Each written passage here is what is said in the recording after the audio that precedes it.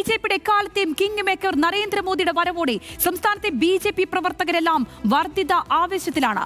മാറാത്തത് മാറും എന്ന ഒറ്റ വരിയിലൂടെ LDF UDF യുഗം കേരളത്തിൽ അവസാനിക്കുമെന്ന സുപ്രധാന പ്രഖ്യാപനവും പ്രധാനമന്ത്രി നടത്തി. സ്വർണ്ണക്കൊള്ള, അഴിമതി ഉൾപ്പെടെ ഉയർത്തി ഭരണ പ്രതിപക്ഷത്തെ കടന്നാക്രമിച്ച മോദി തെരഞ്ഞെടുപ്പ് പ്രചാരണത്തിനുള്ള വിത്തിട്ടാണ് മടങ്ങുന്നത്.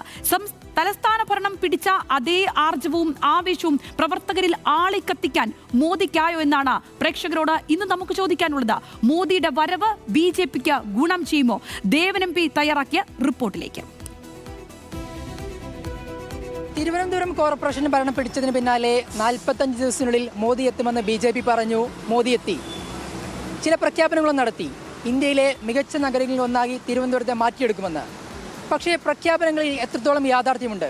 ജനങ്ങൾക്ക് അതിനുള്ള പ്രതികരണം എന്താണ്? നമുക്ക് അവരോട് തന്നെ ചോദിക്കാം. മോഡിയുടെ വരവ് ഒരു 100% BJPക്ക് കേരളത്തിൽ ഗുണകരമാണ്. മോഡിയുടെ പ്രവൃത്തിയും ബാക്കിയുള്ള കാര്യങ്ങളെല്ലാം BJPക്ക് നല്ലൊരു മുതൽക്കൂട്ടാണ്.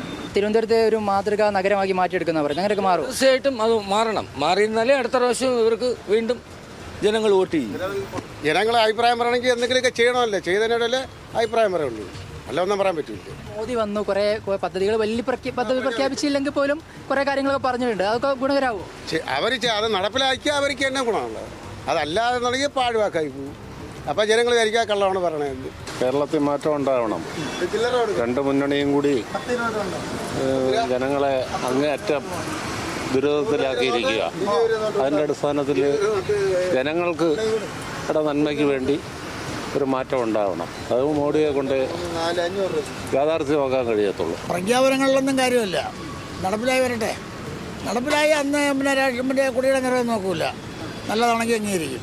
ഇപ്പോൾ കോർപ്പറേഷൻ പിടിച്ചു തിരുവനന്തപുരത്തല്ല. കോർപ്പറേഷനിൽ ഇപ്പോൾ ഞാൻ മത്സരിച്ചപ്പോൾ എൻ്റെ തൊട്ടടുത്ത വീട്ടിൽ ഒരു ഏത് പാർട്ടിക്കാരനാണെങ്കിലും എനിക്ക് വോട്ട് ചെയ്യും. കാരണം എന്നറിയാം, എൻ്റെ വീട്ടിലൊരു വിളിയായിട്ട് ഓടി വരേണ്ടവനാണ്.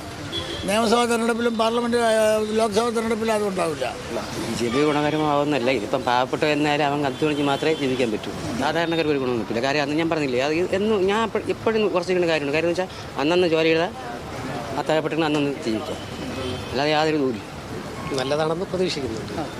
BJP ഇവിടെ വരികയാണെങ്കിൽ എന്തായാലും ഇവിടെ ഒരുപാട് നല്ല മാറ്റങ്ങളുണ്ടാകും, വികസനങ്ങളും ഉണ്ടാവും. പറഞ്ഞ വാഗ്ദാനങ്ങളൊക്കെ നിറവേറ്റിയാൽ വികസനവും ഉണ്ടാവും. എനിക്കതിന് വലിയ വിശ്വാസമാണ്. കേരളത്തിൽ നിയമസഭയിൽ കുറേ സീറ്റ് പിടിക്കുക, അത്രേ ഉള്ളൂ. കൂടുതൽ സീറ്റ് പിടിക്കാൻ സാധ്യതയുണ്ട്. മോദിയുടെ വരവ് BJPക്ക് കേരളത്തിൽ ഗുണകരമാവുമെന്ന് ജനങ്ങൾ ഉറപ്പിച്ച് പറയുന്നു. അതേസമയം തന്നെ വലിയ പ്രഖ്യാപനങ്ങളെക്കാൾ അത് യാഥാർത്ഥ്യമാകാനുള്ള പദ്ധതികളാണ് ജനങ്ങൾക്കും ആവശ്യപ്പെടാനുള്ളത്. ക്യാമറമാൻ ബിബിൻ വെൺപകലിനൊപ്പം ആഷിഖ് റഹ്മാൻ, ന്യൂസ് മലയാളം, തിരുവനന്തപുരം.